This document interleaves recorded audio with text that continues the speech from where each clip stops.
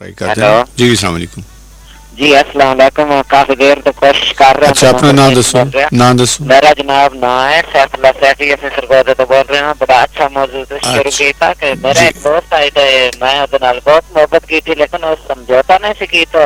अच्छा ते उस पे रख के मैं एक दौड़ा लिखा, अगर तुसी कहंदे तो मैं ਤੁਹਾਡੇ सामने कर देना। एक ही दौड़ा सुनाओ फिर जी। एक सुनावा के क्योंकि ਤੁਹਾਡੇ ਕੋਲ टाइम बहुत थोड़ा, ठीक है? सुनाओ। मैं क्या कि बीमार ने पूछना फर्ज होता है, मेरी एक मुलाकात से कर जा। बीमार ने पूछना फर्ज होता है, मेरी एक मुलाकात से कर जा। हाथ बीमार बेनफ्सा से अल्लाह पाक दे खौफ तो डर जा। ते मेरी सिसकियां लेंदी जिंदगी है, मेरी सिसकियां लेंदी जिंदगी है।